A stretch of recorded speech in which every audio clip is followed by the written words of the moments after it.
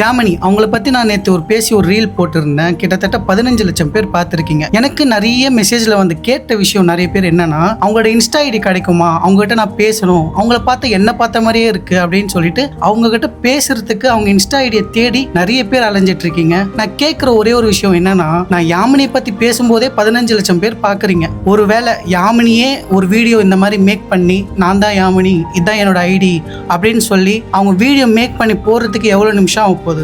அவங்க அதுக்கெல்லாம் ரெடியாகவே இல்லை. அவங்க இந்த ஃபேமை யூஸ் பண்ணணும்னா அழகாக யூஸ் பண்ணியிருக்கலாம், அவங்க இன்ஸ்டா ஐடியை காமிச்சிருக்கலாம். ஒரே நாளில் கிட்டத்தட்ட 5 லட்சம் ஃபாலோவர்ஸ் மேலே போயிருக்கும். ஸோ ஒருத்தவங்க இதெல்லாம் வேணான்னு சொல்லிட்டு இருக்காங்கன்னா அவங்க மைண்ட் செட் எப்படி இருக்கும், அவங்க எவ்வளோ ஒரு டிப்ரெஷனில் இருப்பாங்க, இல்லைனா இதெல்லாம் பிடிக்கலையா அப்படின்ட்டு நம்மளுக்கு எதுவுமே தெரியல. பட் அவங்க கிட்ட பேசுறதுக்கு ஏன் இவ்வளோ பேர் ஆர்வம் காட்டுறீங்கன்னு எனக்கு தெரியல. அவங்க சொன்ன விஷயத்துலேருந்து நம்ம என்ன டேக்அவே எடுத்துட்டு நெக்ஸ்ட் என்ன பண்ணலான்னு சொல்லிட்டு யோசிங்க. அவங்ககிட்ட பேசினாதான் எனக்கு ஒரு கனெக்ஷன் கிடைக்கும் அப்படிலாம் யோசிக்காதீங்க. பிகாஸ் எந்த ஒரு ஃபேமும் வேணான்னு சொல்லிட்டு அவங்க லைஃப்பை வாழ்ந்துட்டு இருக்காங்க. நீங்களும் உங்கள் லைஃப்பை வாழுங்க. அதே மாதிரி யாமினி இந்த வீடியோ பார்த்துட்டு இருந்தீங்கன்னா இது ஒரு நல்ல ஆப்பர்ச்சுனிட்டி. உங்களுக்காக நிறைய பேர் சப்போர்ட் பண்ணுறதுக்கு ரெடியாக இருக்காங்க. உங்கள் இன்ஸ்டா ஐடியை காமிச்சிங்கன்னா நீங்கள் பார்க்க முடியாத அளவுக்கு ஒரு க்ரோத் கிடைக்கும்.